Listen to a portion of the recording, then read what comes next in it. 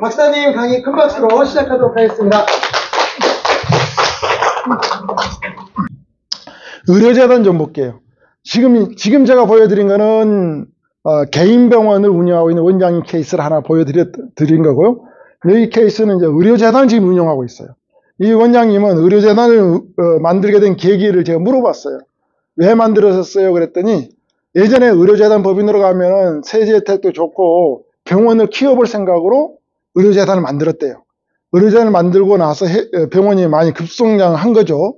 근데 이 원장님이 나이가 이제 60세 되셨는데 암이 걸렸어요. 암 수술을 받으셨어요. 그러니까 딱 무슨 생각이 드냐면, 야, 이거 의료재단 법인인데 내가 사망하고 나면 의료재단 법인 공익사업으로 가버리고 우리 자녀들은 의사도 한 명도 없는데 자녀가 아들하고 딸이 있었거든요.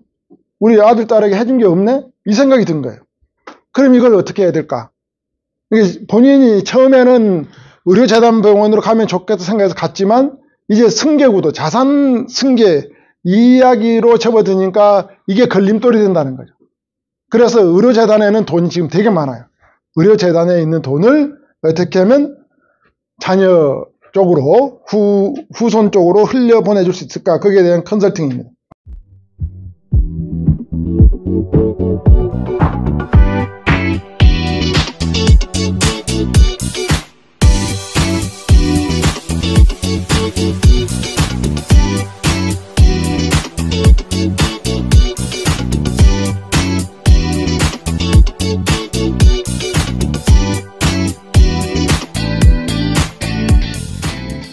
의료재단 이제 특수관계자 현황 이미 제가 만났을 때 이렇게 돼 있어요. 의료재단이 하나 있었고요.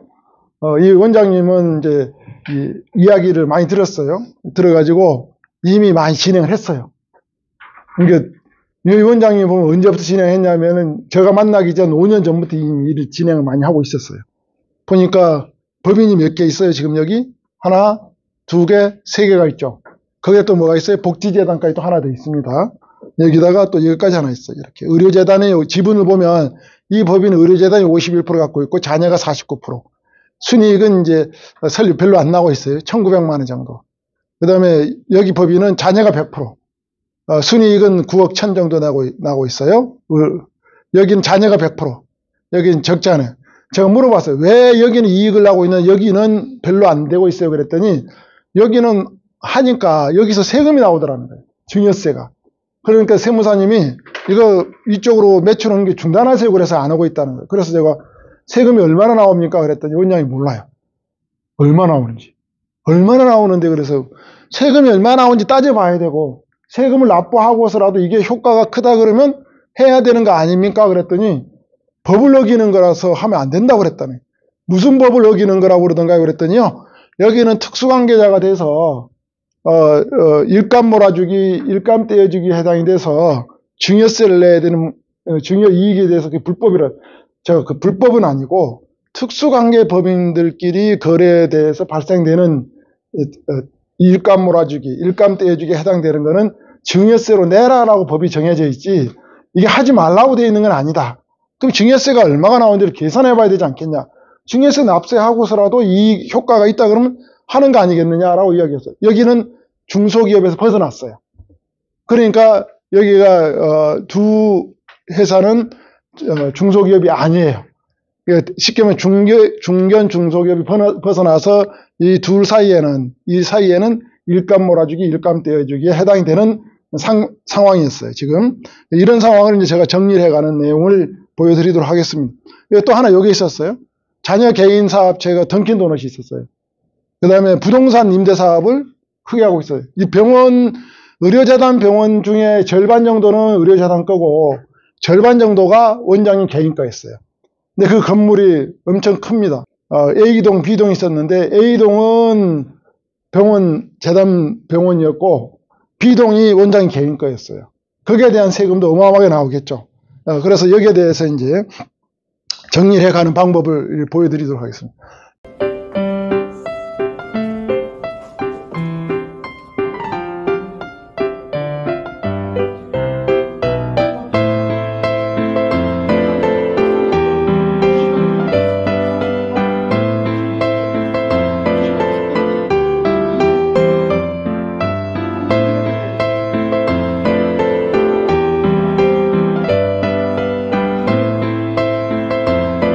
제가 진단한 게 의료재단 유보 이익금이 개인화를 하는데 제한된다.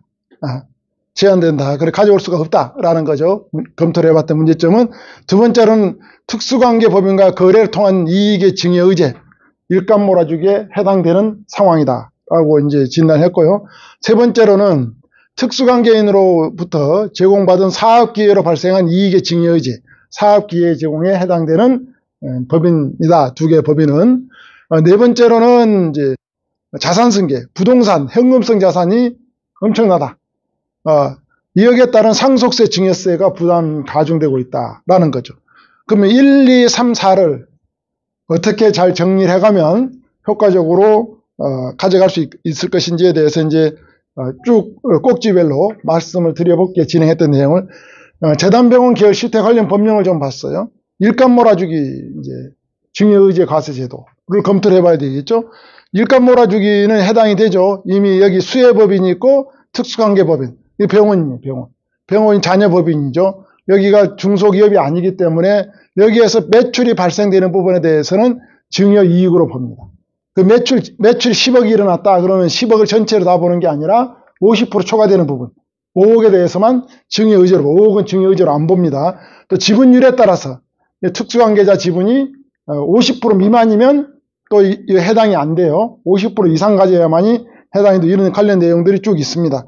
그래서 여기는 해당이 된다라고 이렇게 일감몰아 증여의제 과세 요건은 중소기업은 50% 이상, 중견기업은 40% 이상 거래 비율, 총 매출 비율에서 차지하는 비율을 초과한 것. 여기는 30% 이렇게 나와 있죠. 특수관계법인의 매출액이 1000억을 초과하고 중견, 중소기업에 해당하지 않는 법인은 20%. 관련 법령이 다 나와 있습니다. 수혜법인의 지배주주와 주식 보유 한계 비율이 3%를 초과했을 때 여기는 다 충족이 됐어요. 그래서 해당이 됐고요. 특수관계법인은 이게 논점이었어요. 비영리법인도 해당이 되냐 안 되냐. 비영리법인도 해당이 된다. 라고 이렇게 보시면 될 것 같습니다. 이 법인은 의료재단과 거래비중 50% 초과하고 자녀 대표 주식이 10%를 초과, 이미 100%니까 10% 초과하기 때문에 증여의제에 해당되는 상황이다. 라고 이렇게 보시면 될 것 같습니다. 그래서 이런 이제 일감몰에, 여기, 증여의제, 과세제의 매출액을 또 따져봐야 되겠죠. 수혜법인이 본인주식 보유 100분의 50 이상의 쭉 주식 보유 이런 하는데, 거래비중 50% 초과하고 의료재단 비율이 51%, 자녀사유, 증여의제. B법인은 해당이 안 된다. 아까 두 개의 법인이 있었죠? A법인은 자녀가 100%면 해당이 되고, B법인은 의료재단이 51% 갖고 있었다고 그랬어요. 거기는 증여의제가 해당이 안 된다. 그러니까 뭐 했어야 돼? 아까 그 2천만 원 이익이 나고 있는 회사를 확 키웠어야 되죠. 근데 여기 따져보지 않고 일감 몰아주기 해당된다고 해서 세무사님이 스톱을 걸어놓은 상황이라서 거래를 제한하고 있었다라고 이거 보시면 A법인은 해당이 되지만 B법인은 해당이 안 된다라고 이렇게 보시면 될 것 같습니다. 그래서 그럼 과연 세금이 얼마나 나오냐 따져봐 줘야 되겠죠. 왜냐면 얼마나 나옵니까 물어보니까 원장님이 모르고 있었다고 그랬죠. 이렇게 따져봤어요. 증여이익 계산 방법이 있어요. 수혜법인이 중소기업에 해당되는 경우에 수혜법인 자녀법인은 중소기업이죠. 이렇게 따져봤더니 자녀가 100% 9억 1800이 영업이익이고 거래비율 50% 초과하고 주식 보유비율이 90% 넘어가고 있었고 그래서 증여의제 이익이 4억 1300 증여세율은 20%에서 7200만 매년 이거는 누진이 안 됩니다. 올해 냈다고 해서 올해 이미 증여세를 냈죠. 7300 내년에 그럼 이걸 합산되냐? 합산이 안 된다는 의미예요. 이거는 당연히 언제 끝나버린다. 이거는 그래서 매년 7,300만 원씩만 내면 돼요. 근데 매년 7,300 내고 이 법인은 얼마 이익을 내고 있어요? 9억 내고 있잖아요. 그럼 9억 벌어들이는데 7,300만 원 돈이 내면 되잖아요. 이건 누가 내는 돈이죠? 자녀가 내는 돈이에요. 자녀가 뭘로 내면 될까요? 회사에 배당받아서 내면 되잖아요. 이런 구조로 그러면 7,300만 원 내는 게 아까워서 나는 법인에 연간 매년 10억씩 만들어주는 작업을 안 하려고 그러면 어쩔 수 없어요. 근데 10억씩 매년 만들어주는데 증여세 자녀가 7,300만 원 내야 됩니다라고 해서 수용이 가능하다 그러면 진행을 하면 되는 겁니다. 이걸 보여줬더니 원장님이 뭐라냐면 그러면 20억을 주면 얼마가 되는데 물어봐요 저한테. 20억 하면 제가 보니까 1억 한 4천 정도 나옵니다. 30억 하면 얼마가 되는데 물어봐요 저한테.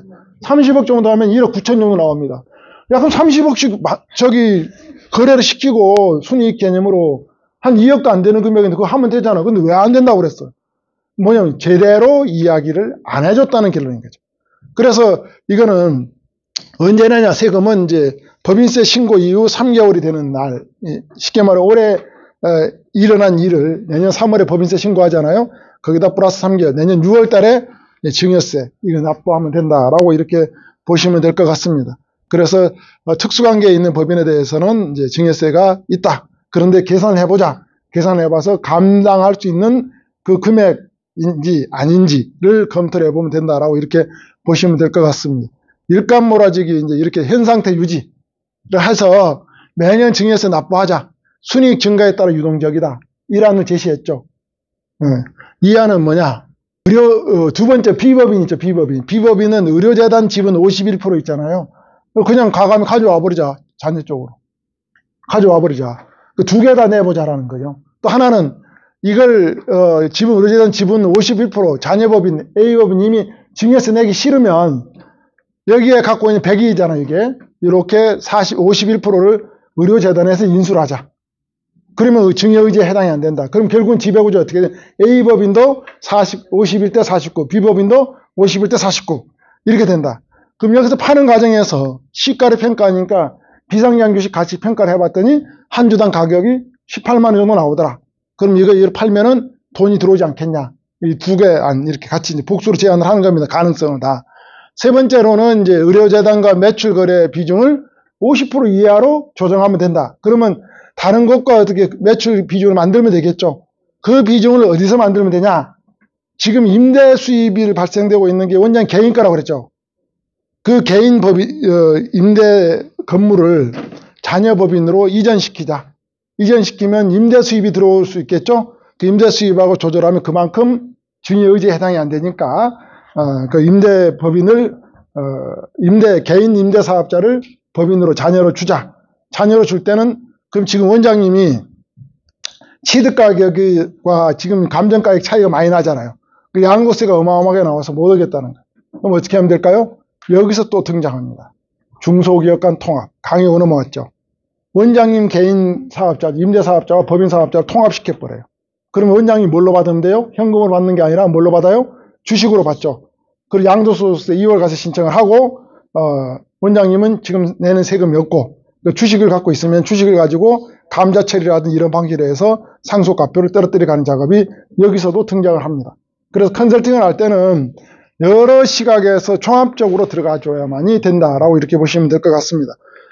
그리고 여기 일감 떼어주기는 일감 떼어주기하고 일감 몰아주기 두 개가 성립이 됐을 경우에는 두 개 중에 하나만 가세가 됩니다.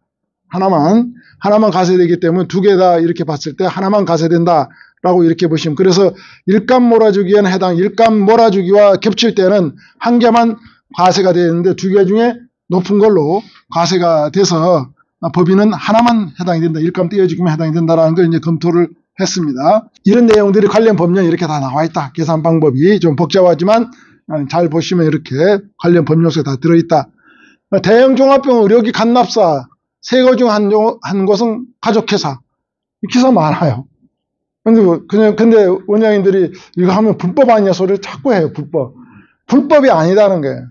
다만 세금을 어떻게 낼 것이냐에 관한 문제예요. 세금을 A 방법으로 낼 거냐, B 방법으로 낼 거냐, C 방법으로 낼 것이냐에 관한 문제예요. 근데 가장 세금 내는 방법 구조 중에 가장 효과가 좋은 거면 이 방법을 가는 거죠. 개인 부동산 이제 법인의 양수도하는 방법을 진행해야 되겠죠. 빌딩과 부동산 이제 두 개 합치는 작업을 하는 겁니다. 임대자산을 이제 아까 법인, A법인, 자녀가 100% 있는 그 법인으로 넘기는 작업이 진행됐습니다. 여기 임대부동산이 지금 부부가 이제 있었는데요. 부부가 다 의사입니다. 의사고 부동산이 그래서 양쪽으로 있어요. 양쪽으로. 그리고 부인 부동산, 이제 남편 부동산 이렇게 있는 겁니다.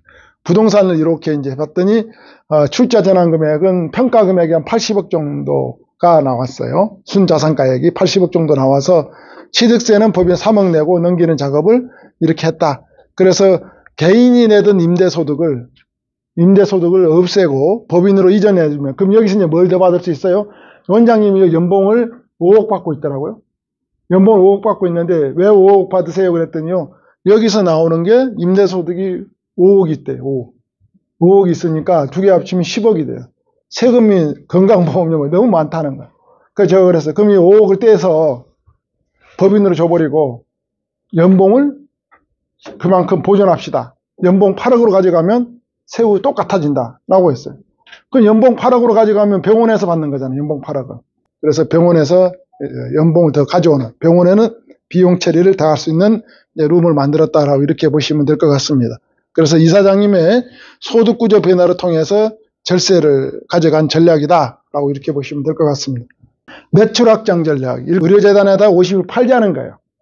팔면은 자녀는 49%만 되니까 증여의제 해당이 없으니까 매출을 확 늘려도 된다. 아까 원장님이 뭐 30억 이익 만들으니 얼마냐 따질 필요도 없이 이익이 아무리 많이 나와도 증여의제 해당이 안 된다. 이걸 가시면 어떻겠냐라고 이야기를 했던 겁니다.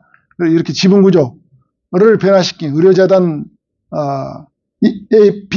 B법인은 이렇게 51% 49대 있던 걸 자녀 2 둘째 자녀가 있거든요. 둘째 자녀한테 20% 양수도를 하고 매출 확장을 해서 병원 급식 운영 예주화를 해서 이탁급식 영업으로 갑시다라고 해서 그 법인을 이제 확대하는 겁니다. 이탁급식 영업으로. 장례식장이 있었어요. 장례식장 운영을 또 예주화하자라고 이렇게 했고요. 이렇게 법인의 이익금은 개인의 자금 출처 마련을 하자라고 이렇게 정리가 됐어요. 이걸 좀 구체적으로 뒤에서 볼게요. 비용 분담 이제 주요의 의료재단은 이제 위탁 급식 영업을 갔을 때 의료재단에서는 이런 걸 다 해줘야 되는 거예요. 주방, 식당, 공간 제공, 설비 제공 다 하고요. 보유 설비, 기존 직원은 승계 조건으로 이렇게 가고요. 법인에서는 이제 위탁 급식법인이 된 거죠. 시설 관리 유지 보수에 대해서 비용만 분담하고 신규 필요 물품, 직원 신규로 채용했을 때 운용, 식자료, 구매 업무 이런 게 다 한다. 그럼 여기 이제 입찰을 해야 돼. 입찰을 할 때 요건이 있어야 돼. 요건. 자, 입찰 요건을 이제 잘 정리를 해야 되겠죠. 그래서 이탁 수의계약도 가능합니다. 수의계약도 가능하니까 이제 입찰 참가 신청서를 만들어서 진행을 했다. 여기는.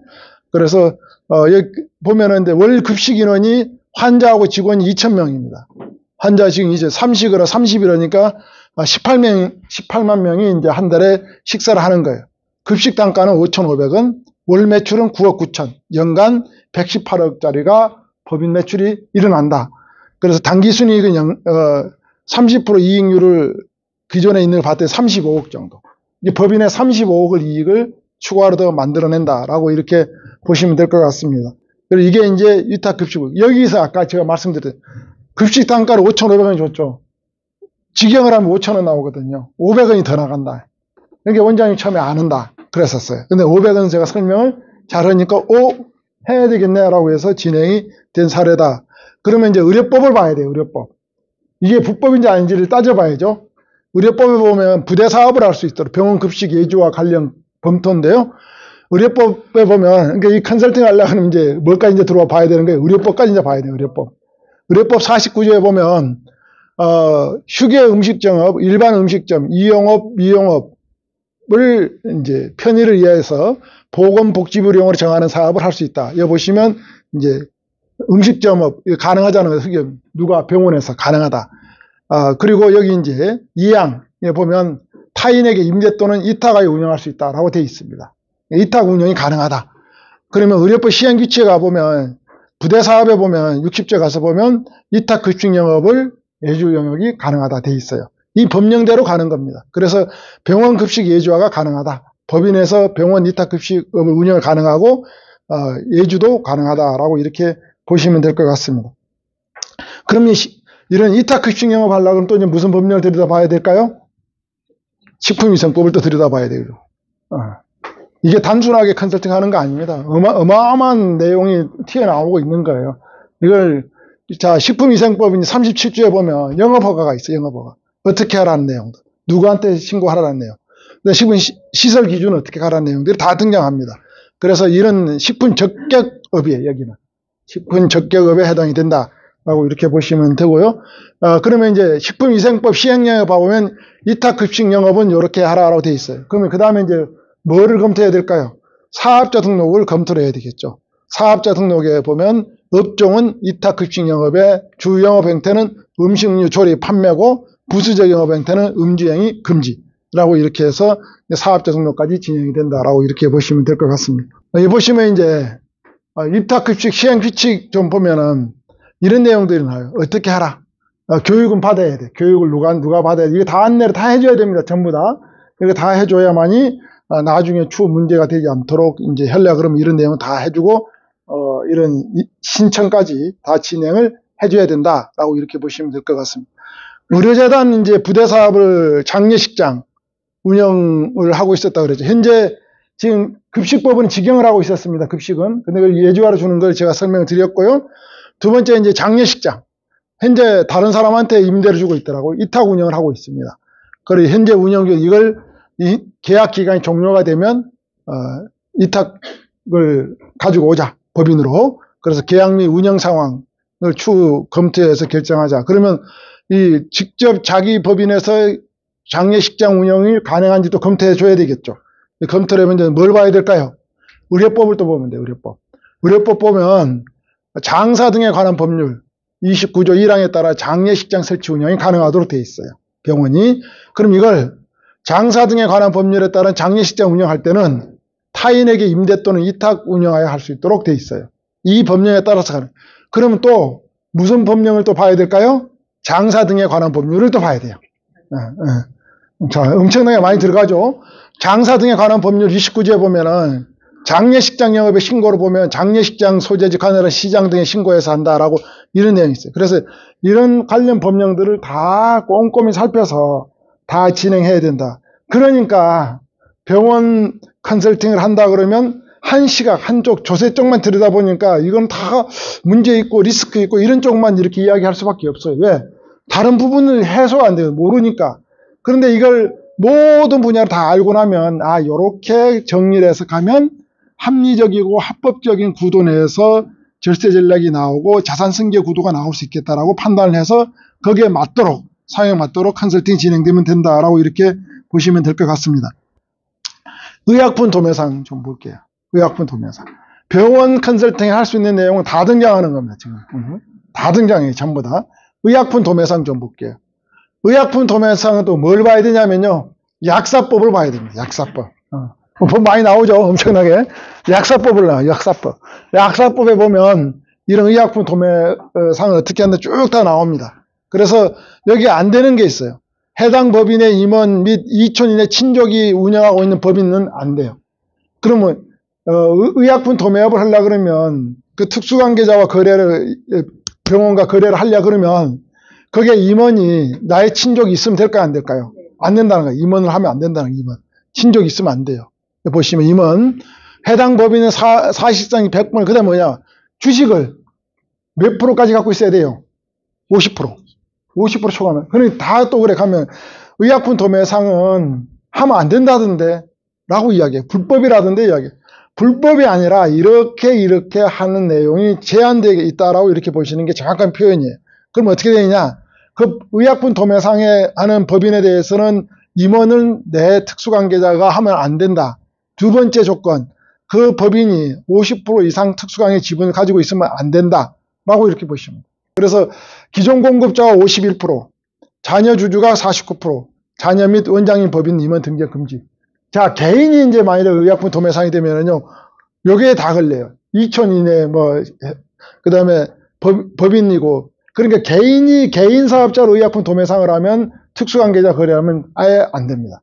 그런데 법인은 이런 구조를 가지고 있기 때문에 잘 정리를 하면 가능하다라고 이렇게 보시면 될 것 같습니다. 이런 내용들 쭉 다 나옵니다. 약사법 시행규칙에 또 어떤 구조로 갖춰야 돼 쭉 다 나온다라고 이렇게 보시면 되고요. 그래서 의약품 공급 도매상과 협의를 하라. 기존에 원장님 기존에 의약품 공급 도매상 협의를 해서 투자를 좀 내가 좀 투자하고 싶다. 투자법인 만들자라고 하라는 거죠. 자본금 5억으로 증자를 하고 기존 의약품 공급 51%, 자녀 주주가 49% 의약품 도매상을 육성하면 이거는 한번 여기하고 협의가 되어야 될 사항이기 때문에 제가 바로 진행하자고 해서 진행될 부분이 아니기 때문에 이렇게 협의를 하십시오라고 했더니 지금 이제 설립해서 지금 진행을 하고 있습니다. 저 컨설팅 마치고 1년 반이 있다가 이 진행이 지금 되고 있는 것 같습니다. 이거는. 이렇게 해서 진행이 됐고, 지난 시간에 좀 하다가 이제 못한 게 있어요.